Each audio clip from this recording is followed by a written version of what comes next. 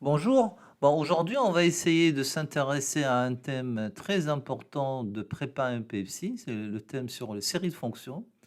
Aujourd'hui, on va s'intéresser à l'application de théorème de dérivation sur les sin somme.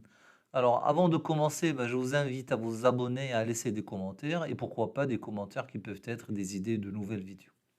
Voilà. Alors, je commence par l'exercice, par énoncer l'exercice.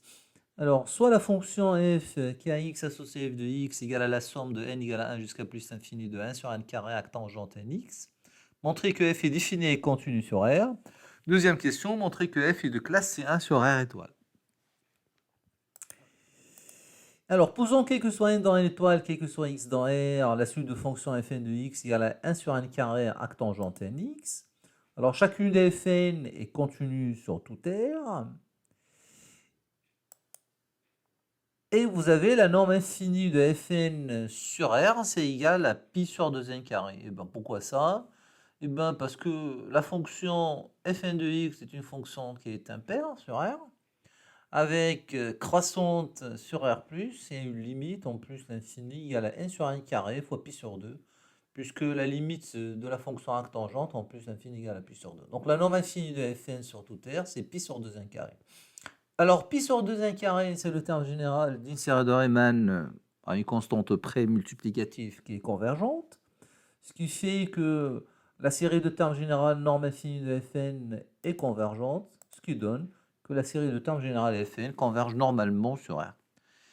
Alors, ceci prouve que f est défini sur tout R. On a chacune des fonctions Fn est continue sur R. On a la série de termes généraux Fn converge normalement sur R, et donc uniformément sur tout segment inclus dans R, ce qui donne en fait que la somme f est une fonction qui est continue sur tout R. Voilà, maintenant on va passer à la question 2, montrer que f est de classe C1 sur R étoile.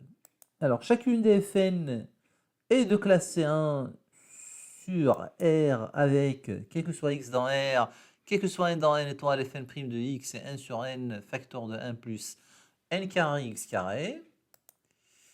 Alors, quel que soit A strictement positif, quel que soit A supérieur ou égal à A, ou bien quel que soit x supérieur ou égal à A, ou bien inférieur ou égal à moins 1, on peut majorer le module de Fn de x par 1 sur n facteur de 1 plus n carré à a carré, qui est équivalent au voisin plus l'infini à 1 sur n puissance 3 à 1 carré.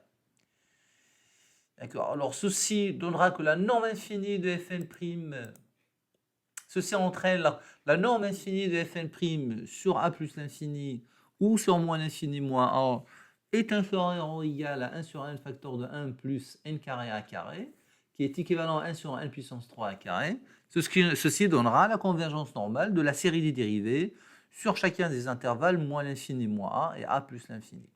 Et donc, on a par la suite la série des dérivés qui convergent normalement et donc uniformément sur tout segment inclus dans R étoile. Donc, récapitulant, chacune des fonctions Fn est de classe C1 sur R. La série de termes généraux Fn converge simplement sur R. On a même vu que ça converge normalement. La série des dérivés converge normalement et donc uniformément sur tout segment inclus dans R étoile. Ceci donne, d'après le théorème de dérivation d'une série de fonctions, que la somme f est une fonction qui est de classe C1 sur R étoile. Donc on a par conséquent convergence normale et donc uniforme de la série des dérivés sur tout segment inclus dans R étoile.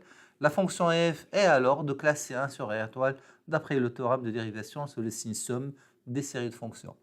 Voilà, je vous remercie. À bientôt.